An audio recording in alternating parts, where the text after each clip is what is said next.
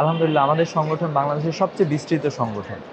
বাংলাদেশের বিভিন্ন পর্যায়ের বিভিন্ন মানুষ, বিভিন্ন শিক্ষার্থীরা শিবিরের কার্যক্রমকে সাদরে গ্রহণ করেছে। এরই ধারাবাহিকতায় আপনারা দেখেছেন যে ছাত্র সংসদ নির্বাচনগুলোকে, স্পেশালি আমরা যেহেতু যকসুতে আছি, যকসুর বিজয় পরপর টানা ডাকসু থেকে শুরু হয়ে যকসু পর্যন্ত সবগুলো ছাত্র সংসদে কিন্তু শিক্ষার্থীরা শিবিরকে বিপুল ভোটে বিজয়ী করেছে।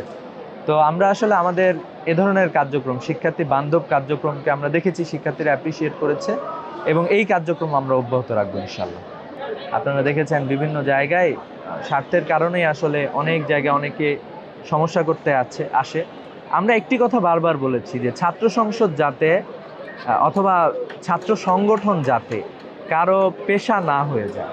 পেশা হলে যেটা হয়, এখান থেকে সে আয় করার চেষ্টা করে, সেখানে সে দখল করার চেষ্টা করে, সেখানে সে একদল শিক্ষার্থীকে ম্যানেজ করার চেষ্টা করে, যার মাধ্যমে তারা তাদের কার্যক্রম পরিচালনা করে থাকে।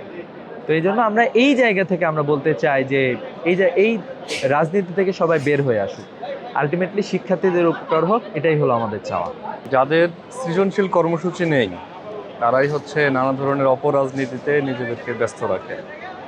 এখন করার মতো কাজ যদি কারো না থাকে, সে তো হচ্ছে যে অনেক ধরনের কাজে নিজেকে জড়িয়ে ফেলবে। আমরা মনে করি আমাদের সৃজনশীল কাজের সাথে যুক্ত থাকা দরকার, এবং যে কাজগুলো শিক্ষার্থীদের কল্যাণে লাগবে এমন কাজে আমাদের ফোকাস করা প্রয়োজন। সেজন্য আমরা আমাদের সৃজনশীল কার্যক্রমগুলি অব্যাহত রাখছি।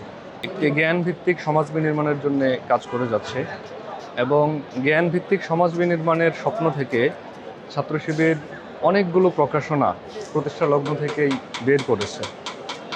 ছাত্র শিবিরের কেন্দ্রীয় প্রকাশনা বিভাগ আইসিএস পাবলিকেশন নামে অনেকগুলো বই এবং উপকরণ ইতিমধ্যে প্রকাশ করেছে, যে বইগুলো শিক্ষার্থীদের ইসলাম শেখার ক্ষেত্রে তাদের জন্য উপযোগী হবে, এবং সংগঠনের বিভিন্ন ইস্যু নিয়ে আইসিএস পাবলিকেশন বই প্রকাশ করে।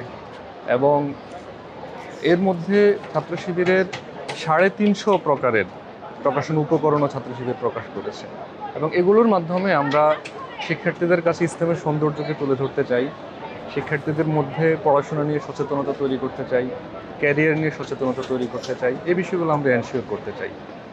আর আমাদের কেন্দ্রীয় প্রকাশনা বিভাগে কার্যক্রম তো সারা বছরই অব্যাহত থাকে, এবং প্রকাশনা স্টলগুলোতেও আমাদের প্রকাশনাগুলো আমরা প্রদর্শন করার চেষ্টা করি, সেখানে হচ্ছে বিক্রয় করার জন্য চেষ্টা করি।